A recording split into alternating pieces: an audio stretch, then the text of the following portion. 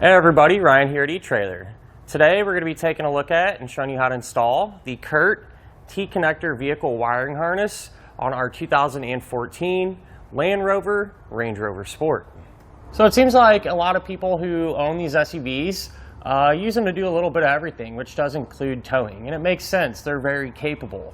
But whenever you tow a trailer, one thing you're going to need is for the lights to work. That way you're not only going to be safe but legal as well. And that's exactly what the wiring kit is going to allow us to do.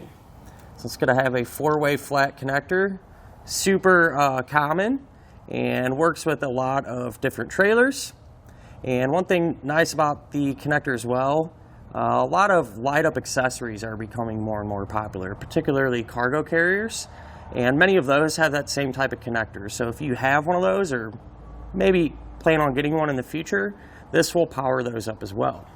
Now, if you're someone that has maybe a larger trailer that has the 7-way round type electrical connector, good news is there's one of those kits available as well, if that's what you're trying to use it for. Now, as far as mounting your wiring, I can think of a few different ways you could do it. It's really just going to be up to you. You could do it like we have it here today and just kind of wrapped around our safety chain openings. Or what you could do is pick up a handful of different brackets and fashion it to the hitch and run it out here and mount it up that way. Or if you don't use your wiring a lot, what you could do is remove this panel. There's just two quarter-turn fasteners here that you could just pop off, and it pulls right down. And you could just stash wiring back there whenever you're not using it. So definitely have a few different options. Again, entirely up to you.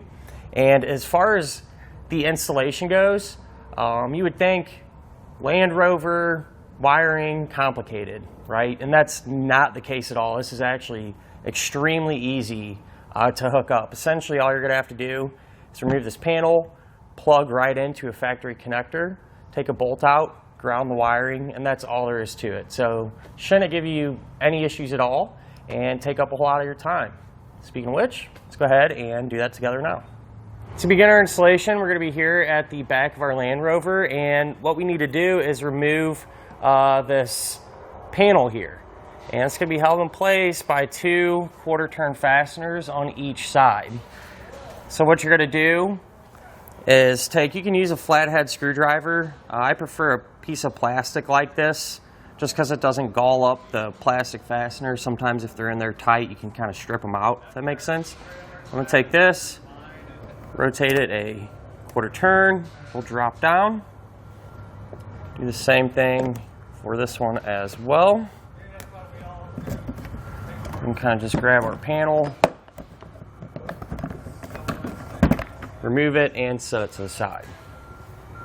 So with that panel out of the way, that'll expose the connector plug that we're looking for, which is this one right here.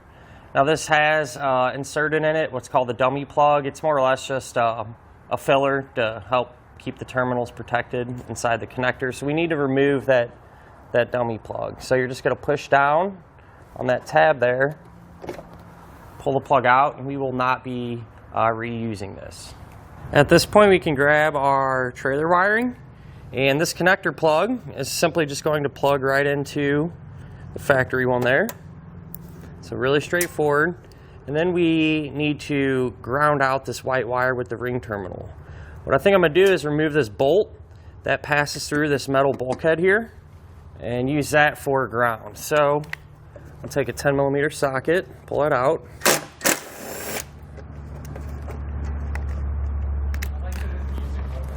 You can pass the bolt through there and then simply just reinstall it.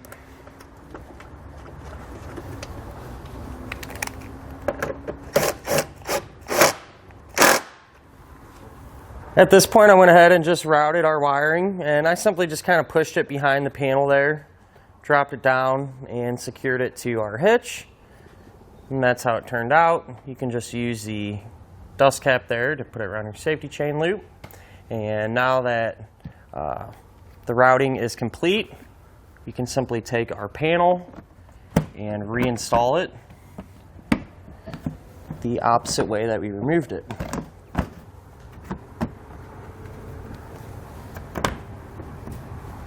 So now it's a good idea to test our wiring to make sure that it's working properly. I definitely recommend using a tester like this one here. That way it will eliminate any potential faults that may be on your trailer side. With that being said, we'll try our left turn signal,